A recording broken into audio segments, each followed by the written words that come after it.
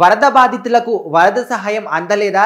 So ఎవరికైతే వరద సహాయం అందలేదో అలాంటి వ్యక్తులందరూ కూడా ఒక టోల్ ఫ్రీ నంబర్‌కి కాల్ చేస్తే వాళ్ళందరికీ కూడా అధికారులు వచ్చి సహాయం అందిస్తారనే విధంగా డిప్యూటీ సీఎం పవన్ కళ్యాణ్ మాత్రం ఒక వినూత్న ఆలోచన చేసి టోల్ ఫ్రీ నంబర్‌లను ఏర్పాటు చేయడం జరిగింది. సో ఒక విధంగా చూసుకుంటే వరదల్లో చిక్కుకున్న ప్రజలందరికీ కూడా కొంతమందికి సహాయం అందుతుంది, కొంతమందికి సహాయం అందదు. ఏ విధంగా అంటే కొంతమంది మారుమూల ప్రాంతాల్లో ఉంటారు. అంటే ఏకంగా అంటే బయటికి కనిపించే ప్రాంతాలన్నిటికి కూడా అందరూ వెళ్లి అక్కడ సహాయం అందించి ఇలాంటివన్నీ కూడా చేస్తున్నప్పటికీ కూడా కొంతమంది మారుమూల ప్రదేశాల్లో కొంతమంది చిక్కుకుపోయి ఉంటారు. అలాంటి వాళ్ళు బయటికి కనిపించారు. సో అలాంటి వాళ్ళకి ఏంటంటే ఇలాంటి ఒక టోల్ ఫ్రీ నంబర్ అందిస్తే వాళ్ళు ఈ నంబర్‌కి కాల్ చేస్తే అధికారులు వాళ్ళున్న ప్లేస్‌ని తెలుసుకొని అక్కడికెళ్ళి స్వయంగా వాళ్ళకి సహాయక చర్యలు అందించడం కానీ, వాళ్ళకి సహాయం చేయడం కానీ ఇలాంటివన్నీ కూడా చేస్తారని ఒక వినూత్నమైన ఆలోచనతోనే డిప్యూటీ సీఎం పవన్ కళ్యాణ్ మాత్రం ఈ యొక్క టోల్ ఫ్రీ నంబర్‌లను ఏర్పాటు చేయడం జరిగింది. సో ఒక విధంగా చూసుకుంటే విజయవాడ ప్రాంతాల్లో ఎక్కడైతే ముంపున గుర ఇలాంటి వరదలొచ్చి ప్రజలందరూ కూడా ఈ వరదల్లో చిక్కుకుపోయి ఎలాంటి సమస్యలు ఫేస్ చేస్తున్నారు, అంటే వాళ్ళకి సహాయం అందుతుందా లేదా అనే ప్రతి విషయం మీద కూడా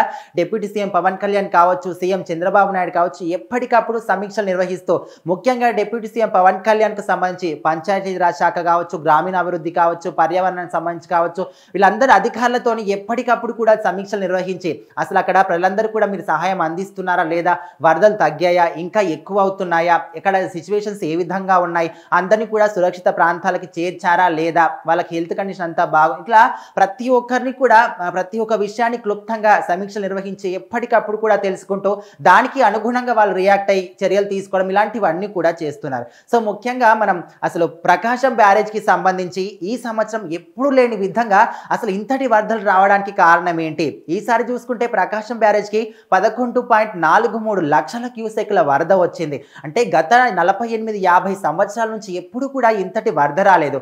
ఇప్పుడెందుకు ఇంతటి వరదలు వచ్చాయని ఆలోచించిన నేపథ్యంలో బుడమేరు ప్రాజెక్టుకు సంబంధించి కావచ్చు, అయితే ఇక్కడ చూసుకుంటే అన్నమయ్య ప్రాజెక్టు, ఇక్కడ చూసుకుంటే అక్కడ వాళ్ళు ఎవరైతే గత ప్రభుత్వ హయాంలో చేసిన నిర్లక్ష్యానికి ఇవన్నీ కూడా ఒక శాపంలా మారి ఇప్పుడైతే ఇంతటి వరదలు వస్తున్నాయనే విధంగా కూడా వాళ్ళు గుర్తించడం జరిగింది. సో మరి కొత్త ప్రభుత్వం ఏర్పడిన 3 నెలలకే ఇంతటి విపత్కర పరిస్థితులు రావడం కూడా చాలా బాధాకరంగా ఉందనే విధంగా కూడా డిప్యూటీ సీఎం పవన్ కళ్యాణ్ కూడా తెలియజేయడం జరుగుతుంది. సో మరి బుడమేరుకు సంబంధించి అక్కడ ఉన్నటువంటి కాలువలకు సంబంధించి కూడా అంటే కావాల్సిన మరమ్మతులు చేయకపోవడం, లేకపోతే గేట్లకు సంబంధించి కూడా అంటే రిపేర్లు చేయించకపోవడం ఇలాంటివన్నీ కూడా కొన్ని భారీగా ఇసుక తవ్వకాలు జరిపించడం.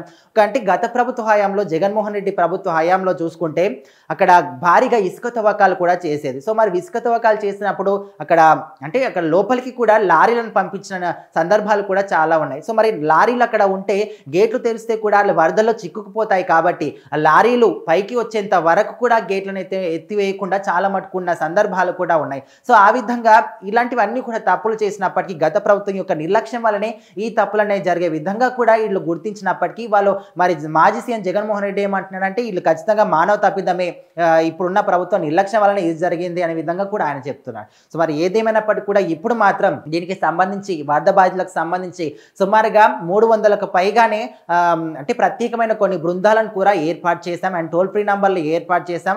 ఒక్కొక్క బృందంలో ప్లంబర్లు ఉంటారు, ఎలక్ట్రీషియన్లు ఉంటారు అండ్ మందులు అందించే వాళ్ళు ఉంటారు, పారిశుద్ధ్య కార్మికులు కూడా అందులో ఉంటారు. సో ఎందుకంటే అక్కడ ఏదైతే ప్రాంతం ఉందో అక్కడ ప్రతి ఒక్కరు కూడా అవసరమే ఉంటారు. అంటే పారిశుద్ధ్య కార్మికులు క్లీన్ చేయడానికి కావచ్చు, ప్లంబర్లు వాళ్ళకి నీటి సౌకర్యం ఏ విధంగా ఉంది దానికోసం చూసుకోవడం కావచ్చు, లేకపోతే ఎలక్ట్రీషియన్ ఏంటంటే ఎలక్ట్రిసిటీ గురించి మందులు ఇవ్వడానికి వాళ్ళకు అంటే ముఖ్యంగా వరదలు వచ్చినప్పుడు దోమల బెడద కావచ్చు, రోగాలు బారిన పడడానికి ఎక్కువ ఛాన్సెస్ ఉంటాయి కాబట్టి వీళ్ళందరూ కూడా ఇలాంటి బృందాలు కూడా ఏర్పాటు చేయడం జరిగింది. సో మరి ఓవరాల్గా మనం చూసుకుంటే అక్కడ ఎవరైతే బాధితులు చిక్కుకున్నారో సహాయం అందని వాళ్ళు కూడా ఉంటారు. డ్రోన్ల సహాయంతో ఫుడ్ అందించినప్పటికీ అంటే స్వయంగా చంద్రబాబు నాయుడు పవన్ కళ్యాణ్ అయితే అక్కడికి వెళ్ళలేదు. ఎందుకంటే ఆయన వెళ్తే ఒక విధంగా చూసుకుంటే ఇంకా ఎక్కువ ఇబ్బందులు కలిగే అవకాశాలు ఎక్కువగా ఉంటాయి కాబట్టి వరదలు తగ్గిన తర్వాత అయితే కంప్లీట్గా ఫ్యూచర్లో ఇలాంటి ఇబ్బందులు రాకుండా కూడా మేము చర్యలు తీసుకుంటామనే విధంగా కూడా డిప్యూటీ సీఎం పవన్ కళ్యాణ్ కూడా చెప్పాడు. సో మరి ఓవరాల్గా అయితే తను సహాయం అందని వాళ్ళ కోసం అయితే ఇలాంటి ఒక టోల్ ఫ్రీ నంబర్ అని అయితే ఏర్పాటు చేయడం జరిగింది.